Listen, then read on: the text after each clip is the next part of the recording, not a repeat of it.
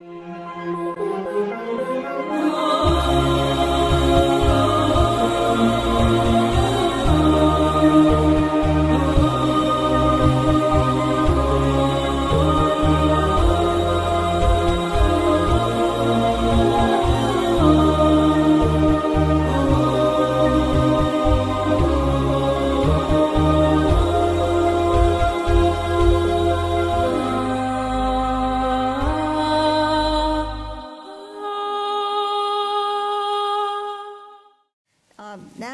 we will have we expect another also wonderful lecture from Dr. Larry. My relationship also, of course, and even as family with him, with the Washington Theological Consortium, and that goes also a long time, and especially with my brother Ahmed, and with Dr. Richard Johns. And this is something that really is dear to our family. Dr. Larry is very well known in his, of course, service in different fields, but also he's the executive director of the Washington Theological Consortium for a while. His recent book, and I'm sure maybe he will also tell us more about his book, entitled Clergy Education in America, Religious Leadership and American Public Life, 1785 to 1935. Welcome, Dr. Larry, and we are excited to hear.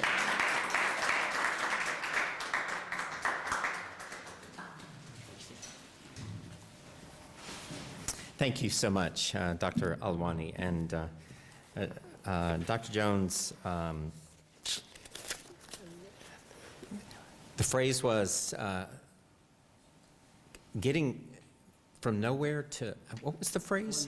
Making a way out of nowhere. Making a way out of nowhere. Well, y'all have made a way. And the emphasis on religiously grounded and contextually relevant and academically rigorous is a model that I think has been envied by seminary traditions in America over a long time, for many years. I just want to share hopefully a few remarks. I'm sensitive to our time and the good food in the back. And we want to leave some time for questions and interaction. But the work that I have done in the history of seminary education among Catholics and Protestants and Jews, and then among black divinity schools and among religious colleges and training schools for women in the early days of seminary education, raises four aspects of the early days of seminary formation, which may have some relevance for this period of the founding of Muslim seminaries in this country. The time frame is quite different. The periods of real generative foundings for Catholic and Protestants ran from about the 1780s to the 1880s, and then there was a transformation, which I'll allude to after that. For Jewish seminaries and black theological schools, it ran from about the about 1860s to 1910 or 20. And then there was a transformation with some of those schools. And for colleges for women actually began earlier in the 1820s and 30s in America. They were very religiously formed, and well, that goes on until about the 1870s or 80s for training schools and mission schools for women that were also religious in nature. There are four dynamics that all of these traditions faced, some of which I think each of these dynamics is something that Muslim seminaries today will be facing as they go through their founding period. The first dynamic is reshaping the faith tradition they've inherited. Most of these traditions inherited Eurocentric faith traditions, sometimes from Far Eastern Europe for the Jewish seminaries, but Protestants, Catholics, Jews, they inherited their traditions from different places in Europe. And then the black schools and the schools for women had to rework what was being reworked by the white dominant traditions of Protestant and Catholic seminary education, especially in the early days. The Catholic tradition diversified much more readily than the Protestant traditions did. There were two pressures upon this adapting or reconfiguring the tradition that was inherited. One pressure was the obvious, that America was more religiously plural than any of the original settings of these traditions. And religious pluralism had to be embraced as an opportunity for seminaries to be productive and to grow. So there had to be a kind of belief that pluralism was actually an advantage for our tradition. And it could help rework our tradition from within, but also help us to reclaim and profess the tradition in new ways. So Protestants did this with taking their confessional traditions and their interpretations of the Bible and trying to rework them in light of some developments in science, but also developments in multiple kinds of populations, from fairly urbane congregations to the revival settings for working folks and even illiterate folks out in the Western frontier.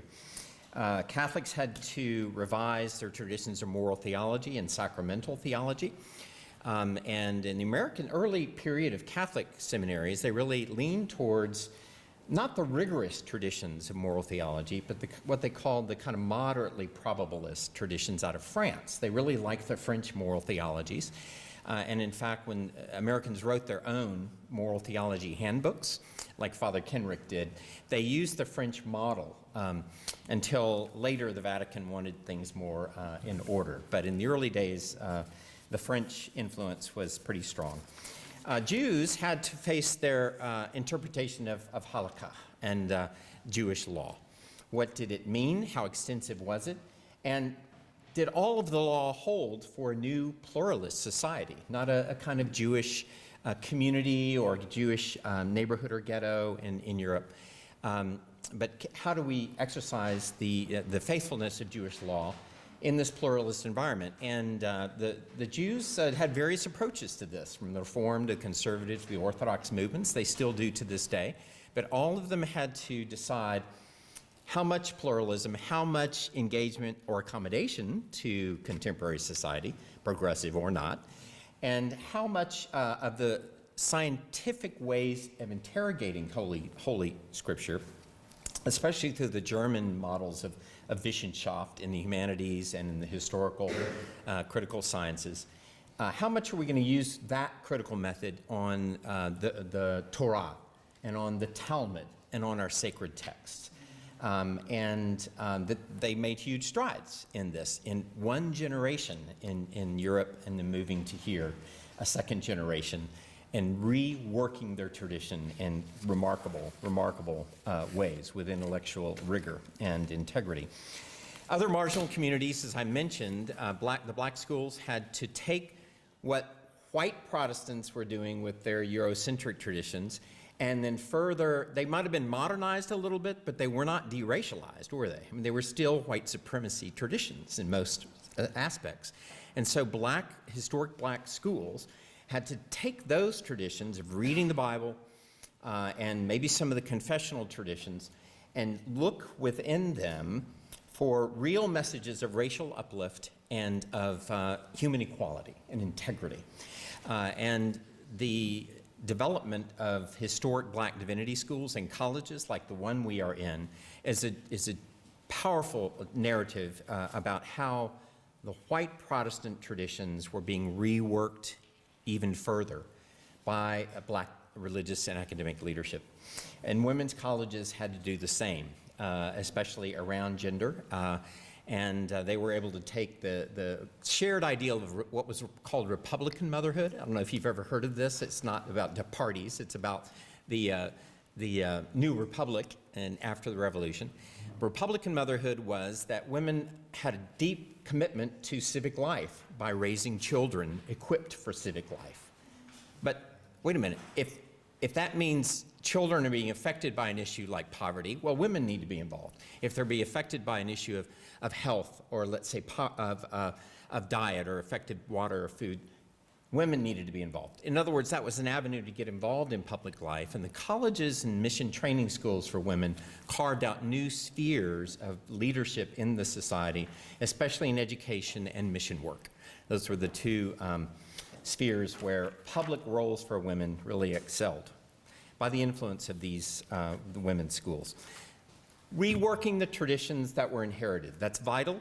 And the question it leaves for us, I think, is something like this. And I'm hoping that this is a question that Muslim seminaries are engaged with or can be engaged with. If we think about our context today, it's quite different, but reconstructing inherited traditions, revamping them is still part of our process, shared process together in schooling.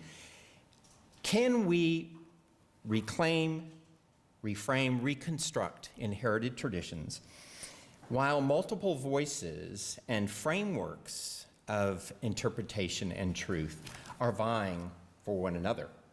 How do we do that beyond critiquing oppressive traditions or reworking of traditions and find some new collaborative voice for a new arising framework that we can share and work on together? We are very good at critiquing and deconstructing, I think, the inherited traditions, and rightfully so. We need to continue to do that. I was raised by a Southern family in Texas, and I went to Robert E. Lee High School. So, you know, I'm a recovering racist, all right? That doesn't mean it's a disease that's hard to make go away, but if you catch my drift. You know, I'm not, you know, I want to be an anti-racist, but I'm not, because I'm still dealing with internal racism. Our traditions have got to be deconstructed and critiqued. But how do we then collaborate to formulate a new version of our traditions, even distinct, but the partnerships that, let's say, black churches, white dominant churches, et cetera, can to move forward, and our solidarity in schooling. So how do we do this as we move forward? And you know, the broader Muslim community has its own racial and gender dynamics, right? That somewhat mirror the American scene, but also have their own distinctive traditions. I taught some Muslim students for some time at IIIT with the Hartford program, and those who spoke Arab were the kings, and some queens, but mostly kings of the classroom, if you know what I mean. They had a kind of authority in that classroom that some of the other students didn't quite feel. And so we all have our own dynamics. Second dynamic is this. There was an intentional reframing of the professional identity of the clergy in the American context. Protestants were keen on this in particular. They saw their clergy as part of the classic professions of medicine, law, and the clergy, as European universities put forward. And Catholics, they understood that also, but in a more ecclesiastical kind of professionalism. Protestants, they just wanted to be professionals everywhere. So they took this idea, how do we reframe the professional role of our clergy and of our educators, they may not be ordained, in the context of pluralism and in the new place of, you know, the state's not supporting religion anymore. Now, this was not true. Do you know the last state-supported religion in America? Do you know where it was and when it ended? Military chaplains. Well, that's still happening. Thank you. But in terms of a state proclaiming a church, Massachusetts, 1830s. All right?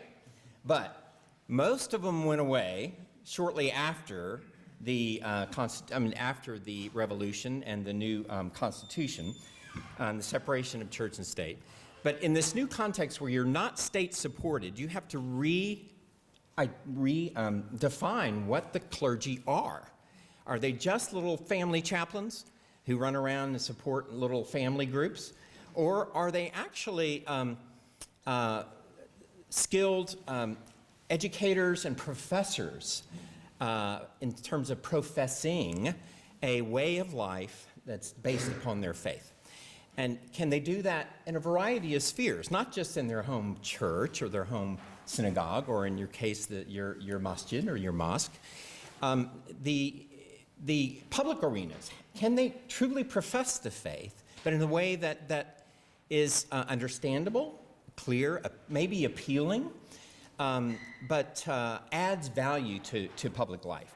That's what reclaiming a professional role is really about. And the churches, they had to become not supported by taxes anymore. They had to become independent and self-sustainable.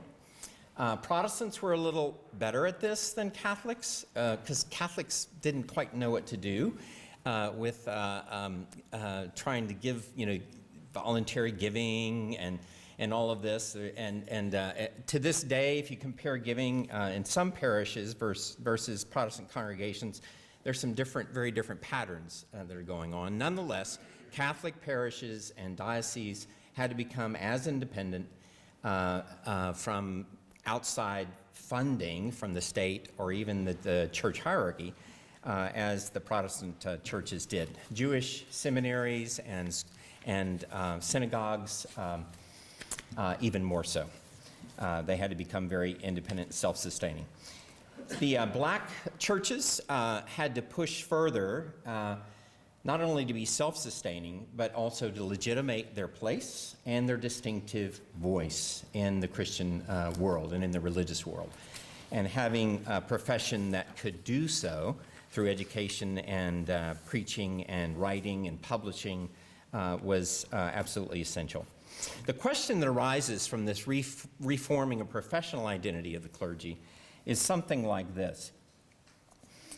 And it arises from what became discrepancies in the early seminary years of how clergy and religious leaders were formed. There were the classic seminaries based upon liberal arts kind of models, often required original languages, and they were demanding. And it took a lot of time. It's still true today for residential kind of classic seminary programs, or even not residential ones. It takes time and it takes funds. The other kind of formation that was going on, though, were the religious training schools and the Bible schools. These were much more skill-oriented, kind of oriented towards the practical tasks of, let's say, evangelism, mission work, preaching, organizing schools, settlement houses, and the degree of field work involved in training schools and Bible schools was enormous. So, in fact, there was less classroom time. It was more hands-on field work kinds of time. So you kind of have two different patterns of clergy and religious leaders being formed.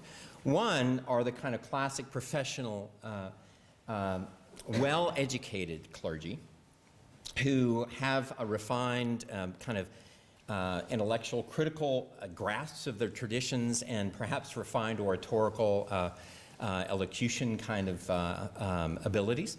And then you have the practice-oriented, skills-based leaders who really are trying to serve their own kind of religious communities and their expansion. One is a more public figure, the other is more sectarian. And so the history of seminary education in the country has at least two tiers going on. And they do overlap. I mean, the seminarians were always criticized. You ever heard this before at Howard School of Divinity? Your students aren't practical enough. Y'all are just so intellectual, and y'all, you know what I mean. It's like classically educated seminaries often get the criticism that your students don't know enough about managing money or about starting up new congregations or this and that. Whereas the Bible and training schools, they specialized in that stuff, but they may not have had the grasp historically and interpretively of sacred texts and traditions. This two-tiered method raises this question. Today, given the multiple delivery systems of theological education in our seminaries, we have some residential. The Catholics will remain residential for a long time. We have some schools who have planted their feet in the residential soil, like Virginia Theological Seminary among the Episcopalians here in the consortium. Residential education. Then we have online education, which is growing more quickly and more abundant. And then we have schools that are doing both. And the not just two different models, but also trying to combine it in a hybrid model, let's say, of let's do week-long or 10-day-long residential immersions in the school, and then the rest of the course will be online in your place of residence or work. Are we developing the kind of publicly oriented professionals that we want in these models? Or are we developing skills-based sectarian leaders? This is kind of the question. Do we want to commit to a kind of clergy and religious educator formation where those leaders can speak not only to their own faith communities and build them up, but also to the public about why this faith, this gospel, this sacred law, this holy way of life for all human beings is vital to society, to our nation, to our world? This is a really tough question that we have. And the diminishment of public role of the clergy in our country is not just an accident. It's also a function of, I think, where a lot of theological education, unfortunately, has moved in trying to build up and support the walls of declining communities, faith communities, especially among, let's say, old mainline Protestants, for example. And even the Catholic Church is not growing as quickly as we once thought in this country. And the growth has largely been by immigration. The third dynamic is this. Seminaries in their founding periods developed pedagogies that turned into professional practices. And those professional practices of clergy and educators were meant to strengthen their faith communities, but also address public life. And the two went hand in hand. The same practices altered in different ways. A clear example, and this is true in Protestant and Catholic and in Jewish and historically black and women's college and training schools. There were deep traditions from the liberal arts in the Protestant tradition, in Catholic traditions, in Jewish traditions, where the integrating role of rhetoric and oratory was crucial for the whole formation process of young men and women who were educated leaders. This was true in the colleges that were built in America and some of those university traditions, but it also was key in the seminary traditions that were built. At Princeton, for example, and at Andover, for example, two of the old Protestant schools, the final senior year was built around what they called homiletics in those days. It's not quite what we mean today. It was the integration of biblical exegesis, historical kind of interpretation and depth, theological narratives and symbol,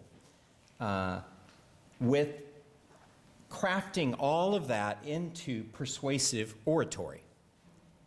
Public speeches, sermons, addresses that could be written down and published.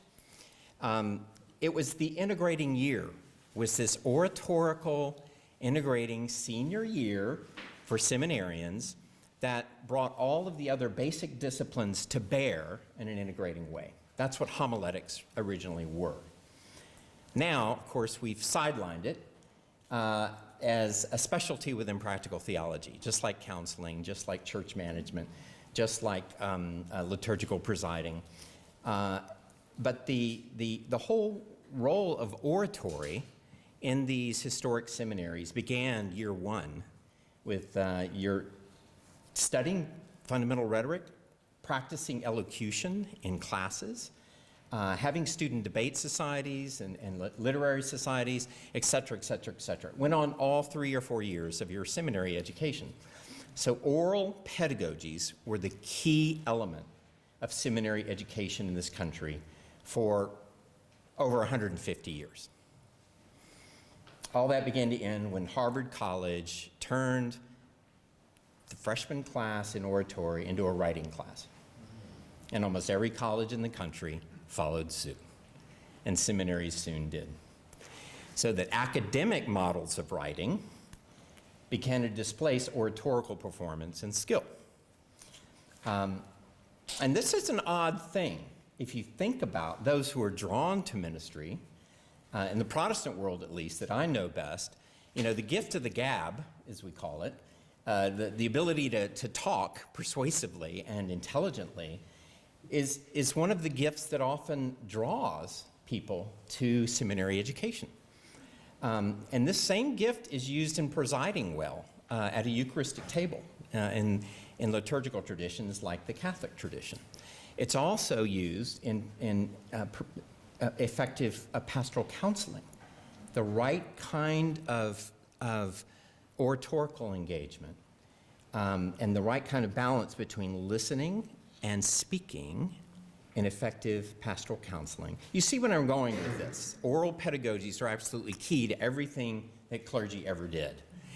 And the question, you can see where that goes in the public sphere, is that these traditions of rhetoric and oratory, which were based in liberal arts kind of interdisciplinary model, not only allowed a good sermon to be done, a good Bible class to be taught, effective pastoral counseling to be done, good governance with a board to be done, and how you present your opinion as a clergy person, but also allowed you to be called down to the Jewish synagogue to share what the Christian faith is about, or to visit your Catholic neighbors and to dispel the rumors about Protestants and share that openly we try to honor the same Lord, but in slightly different ways. And then in my day, they used to pray at baseball games in Texas. Maybe it was just in Texas. But there were moments of public speeches and orations that the clergy engaged in, along with other great orators of the age. A lot of that linguistic ability then could turn into popular writing, especially with newspapers, periodicals, even religious fiction, and some poets.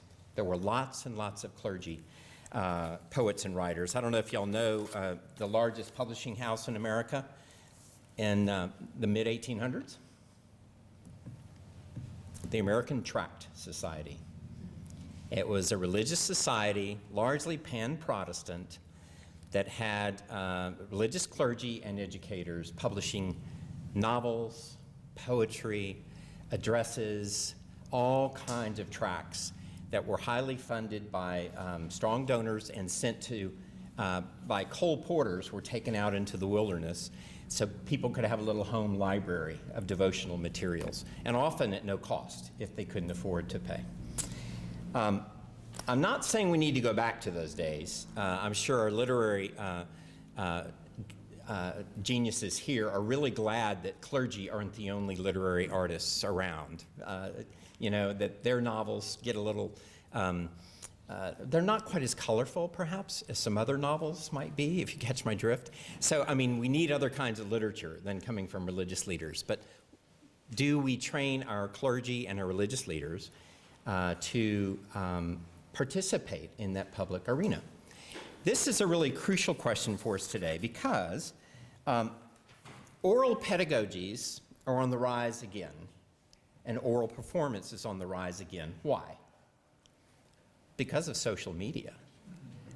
Social media imitates speech. In fact, it's driving a lot of our speech. There was a Doonesbury recently about how we're starting to talk without verbs, just like texts often don't have verbs in them. But social media, blogging, yes, doing even podcasts, let's say. It's an oral form of communication. All of those media have arisen once again, and are seminaries rising to the occasion, whether they're Muslim or Jewish or Catholic or Protestant, are they rising to the occasion to train effective oratory that can engage these social media in powerful ways? I don't think so. I mean, a lot of the young students and clergy are doing it on their own, but I don't see seminaries that are intentionally forming people to do this as an outlet for religious expression and conversation. So that's one of our questions we have to raise. Finally, last point. The seminaries went through a revolution with the rise of the modern university in America. Now, the German university, and even the university that Thomas Jefferson founded upon the German university, that raised certain issues early on that some of the big seminaries, like even Princeton, a very conservative place, dealt with. But the real impact of university education upon seminary education did not arise until the founding of our own major research universities in this country, Johns Hopkins, University of Chicago, the revolution in university reform that took place in Harvard. Late 1800s and well into the progressive era of education into the 1920s, university patterns of research, education, and professional formation began to push up against traditional seminary forms. And there were three ways of responding. Some seminaries loved it, and they just realigned everything they had towards the new university. The leader being a Union seminary in New York. They called themselves a mini theological university. And they did it by a couple of different ways. First, they adopted some of the higher forms of critical inquiry around sacred texts that were developed in Germany and used in the humanities, and they applied them daringly even to the Bible. So higher criticism, historical criticism, was embraced as an ally of this new progressive form of Christianity. A lot of the seminaries among Congregationalists, Unitarians, and some other Protestant groups embraced this new development as well. The other, though, a piece that we don't quite understand, the universities in America, unlike the universities in Germany, this is a whole different phase, fell in love with the social sciences, psychology, sociology, religious education, or education theory and approaches. They fell in love with the social sciences, and many of the seminaries, especially Methodist and places like Union in New York, and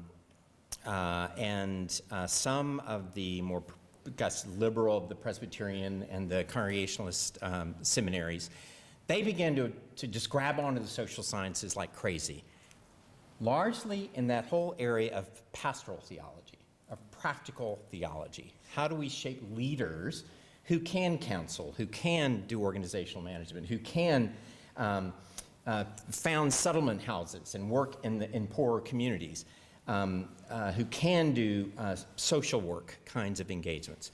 And the social sciences became this huge kind of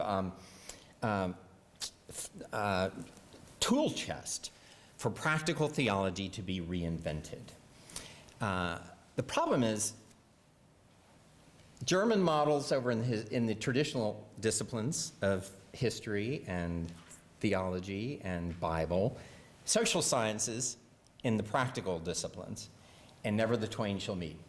You know, it's like they never quite figured out how to integrate them. And we still face this problem today in our theological schools, even though social sciences have deeply influence biblical interpretation now and certainly historical studies.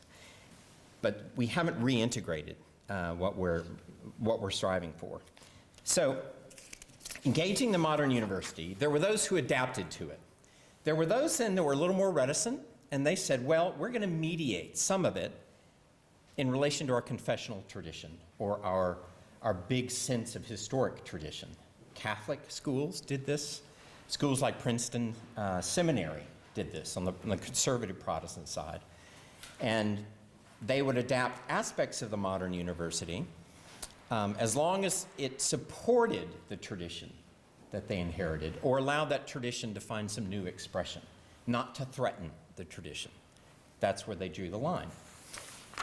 So there was a kind of mediating or partial adaptation, or a partial adopting of the modern universities. The last strategy was to resist the modern university altogether. And that's largely the Bible schools and the religious training schools that were doing the practical formation of sectarian leaders. They did not like evolution, of course. And of course, even Catholics didn't like evolution until I think Pope Pius XII in 1950. There was a lot of reticence. But a lot of Protestants said, yay, evolution's just like, theistic development. They didn't really understand Darwin very well. It's more Lamarckian evolution. But they thought they were adapting modern science. But the historical critical methods around sacred texts and confessions and traditions, the adaptation there for many of the Protestant schools was much more open, but not among the Bible schools. They did not trust evolution. They did not trust historical criticism because it threatened two things. Historical criticism threatened the status and authority of the Bible as a semi-historical text. There was some leeway. Not everything in it was historical, but it was history-like. But evolution, what did it threaten?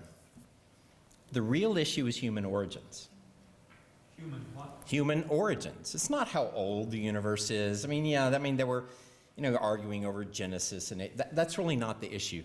The issue for what became the fundamentalist movement was, are we uniquely created or are we descendants of other forms of life?